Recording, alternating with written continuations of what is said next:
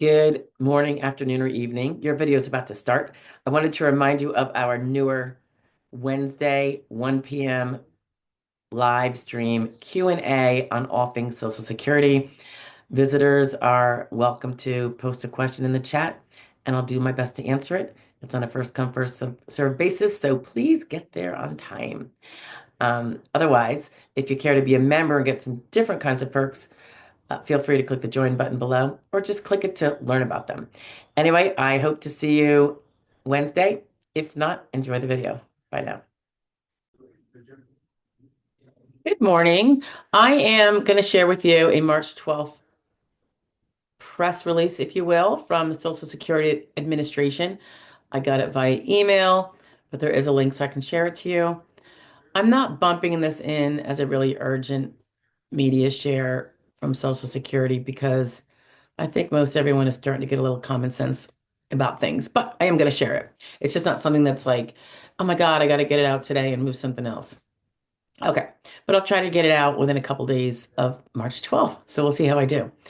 Okay, so the title of this is Correcting the Record About Social Security Direct Deposit and Telephone Services. Okay, so they start by saying that recent reports in the media have been that Social Security plans to eliminate telephone services, and they say that is inaccurate. Rather, what it is doing is, quote, increasing its protection for America's seniors and other beneficiaries by eliminating the risk of fraud associated with changing bank account information by phone. This, I think, is so super important, guys. I can't believe it wasn't done before, but we've been for years stuck in the mud at the SSA, in my opinion. Um, I, for one, can personally attest to seniors getting ripped off by con artists, getting convinced they're speaking to somebody of trust, whether it's in the SSA, whether it is someone who is their friend, whether it is someone who is selling them something, often on the phone. Phone is a big, huge way of doing it. We also have the internet, but a lot of seniors are not as much on the internet. So some are, though. I've had my share of seniors who have been ripped off via the internet and social media and con artists. And when I say my share, I mean like a majority percentage of the seniors in my family. It's fun, right? Not so much. Okay. So, and when I say the majority, I actually think it is all but two. And I'm talking grandparent, extended, great, blah, all that. Okay. They go on to say, so this is why this is really important. SSA continuously investigates and analyzes potential threats to strengthen and secure our programs, blah, blah, blah. Approximately 40% of Social Security direct deposit fraud is associated with someone calling SSA to change direct deposit bank information. SSA's current protocol of simply asking identifying questions by telephone is no longer enough to prevent fraud. And why might that be? Well, because the person calling in to change the bank information often has some basic details about the victim that they are trying to change the bank information of. So I know nobody wants to hear this, but so much of our information is out there one way or another. Whether it's physically, I mean, I'm just going to give an example of something that I don't even know if this happens anymore, but it probably does.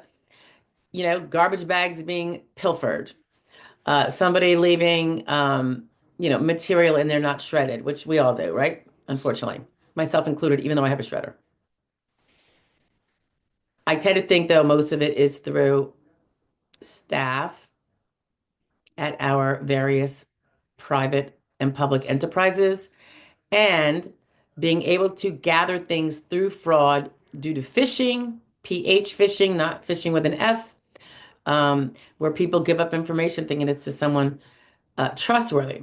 Then that person goes ahead and pretends to be the senior or the more vulnerable or mentally fragile person and call the SSA and get the direct deposit information changed to go to a bank account of their choice. It's not that unusual, guys. It's not.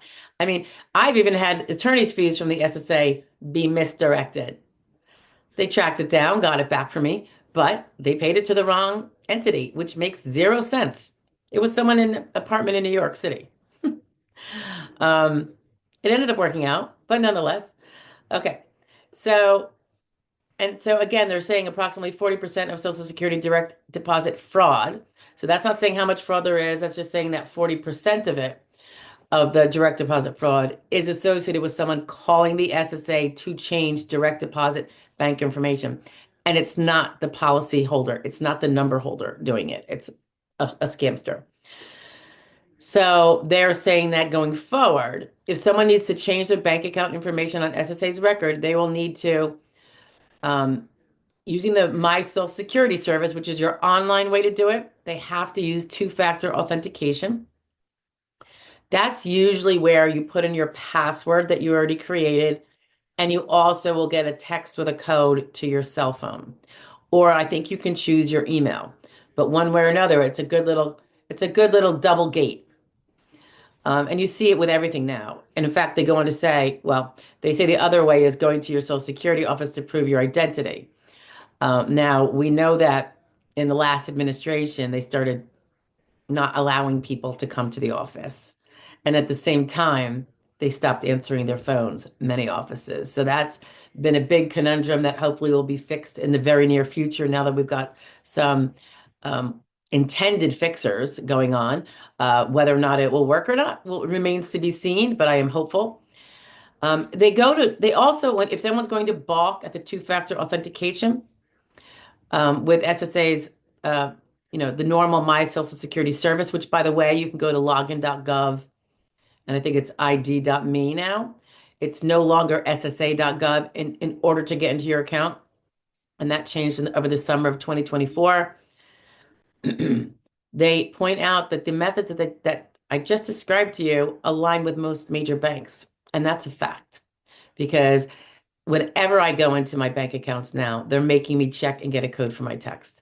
So if anyone's going to try to say, that's a bad idea, you're making elders not be able to, or dumb people, maybe a particular demographic that some people say are too stupid to do certain things, then tell the banks that.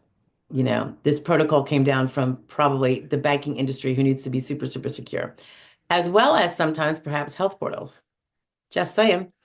I know we deal with portals all the time in this business, health portals, and there's a lot of two-factor authentication. In fact, it's a real pain in my butt as the attorney when there's a two-factor authentication, but gotta live with it.